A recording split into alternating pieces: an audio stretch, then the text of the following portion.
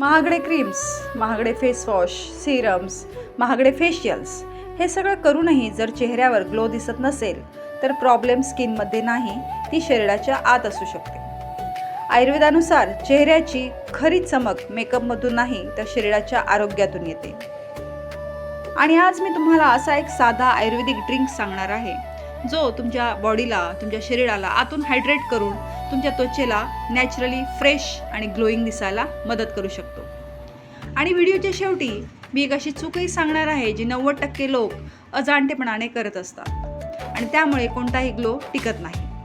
नमस्कार, तुम्ही पाहत आहात doctor D's care for you आणि इथे आपण बोलतोय आयुर्वेदाबद्दल, नॅचरल हिलिंगबद्दल आणि हेल्दी लाईफस्टाईलबद्दल. व्हिडिओ युजफुल वाटला तर लाईक करा आणि चॅनलला सबस्क्राईब नक्की करा. आजकाल अनेक लोकांची एक कॉमन कंप्लेंट असते की चेहरा डल दिसतोय, स्किन ड्राय वाटते, त्वचा निस्तेज झाली आहे, फ्रेशनेस राहत नाही आहे, डार्क सर्कल्स वाढत आहेत आणि मेकअप शिवाय कॉन्फिडन्स कमी वाटतो. आणि सगळ्यात शॉकिंग गोष्ट म्हणजे हे फक्त बाहेरच्या पोल्युशनमुळे होत नाही तर कधीकधी बॉडी आतूनच हेल्प मागत असते. कमी पाणी, खराब डायजेशन, स्ट्रेस, लेट नाईट जागरण आणि शरीरात वाढलेली उष्णता या सगळ्यांचा परिणाम सर्वात आधी स्किनवर म्हणजेच आपल्या त्वचेवर दिसायला लागतो. आयुर्वेदानुसार स्किनची चमक रसधातूवर डिपेंड असते. रसधातू म्हणजे काय तर बॉडीमधलं नरिशमेंट आणि हायड्रेशनची सिस्टीम. जेव्हा डायजेशन खराब होतं किंवा शरीरात हीट वाढते तेव्हा स्किनला प्रॉपर पोषण मिळत नाही आणि मग चेहरा हळूहळू निस्तेज दिसायला लागतो. म्हणून आयुर्वेद फक्त बाहेरून क्रीम लावण्यावर फोकस करत नाही, तो बॉडी आतून हेल्दी करण्यावर विश्वास ठेवतो. आणि आता जे ड्रिंक मी सांगणार आहे ते याच कन्सेप्टवर काम करते. या ड्रिंकसाठी, या पेयासाठी आपल्याला काय घटक लागणार आहेत तर ते खूप सिंपल असे घटक आहेत.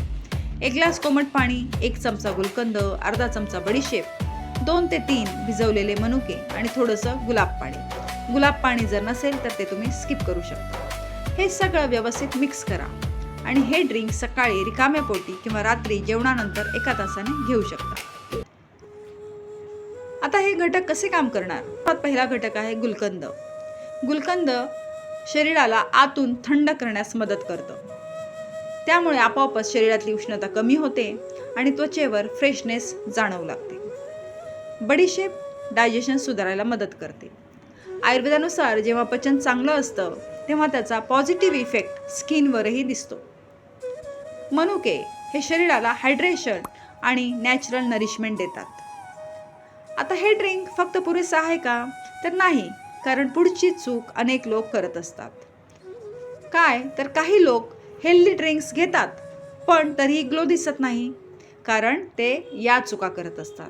कोणत्या चुका तर रात्री उशिरापर्यंत जागरण करणं, खूप साखर खाणं, आहारामध्ये घेणं, चहामध्ये घेणं, ऑइली फूड, जंक फूड म्हणजे तळलेल्या वस्तू जास्त प्रमाणात घेणं, कमी झोप घेणं आणि कमी पाणी पिणं. बॉडी आतून इन्फ्लेम्ड जर असेल म्हणजेच बॉडीला जर मधून सूज असेल तर कोणताही एक्सपेन्सिव्ह प्रोडक्ट म्हणजेच कोणतेही महागडे क्रीम्स लॉंग टर्म मदत करू शकत नाही. त्यासाठी तुम्हाला काही हेल्दी हॅबिट्स म्हणजे चांगल्या सवयी आपल्याशा कराव्या लागतील.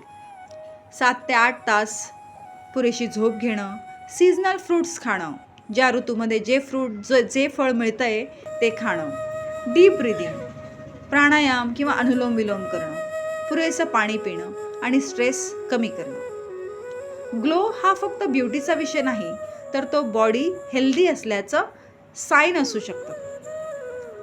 हा कोणताही मॅजिक रेमेडी मी तुम्हाला सांगितलेली नाही आहे, पण जर तुम्ही कन्सिस्टन्सी ठेवली, लाईफस्टाईल सुधारली आणि 21 दिवस जर रेग्युलरली घेतलं तर स्किन हायड्रेशन, फ्रेशनेस आणि नॅचरल सॉफ्टनेसमध्ये बदल जाणवू लागेल. रिझल्ट्स प्रत्येकाच्या शरीरानुसार वेगळे असू शकतात. कधीकधी बॉडीला एक्सपेन्सिव्ह प्रोडक्ट्स नाही तर योग्य केअर आणि नरिशमेंटची गरज असते. आयुर्वेद सांगतं शरीर आतून हेल्दी असेल तर त्याची चमक चेहऱ्यावर आपोआप दिसते. हा व्हिडिओ युजफुल वाटला तर लाईक आणि शेअर नक्की करा आणि अशाच आयुर्वेद आणि नॅचरल हेल्थ व्हिडिओजसाठी doctor D's care for you या चॅनलला सबस्क्राईब करायला विसरू नका. धन्यवाद.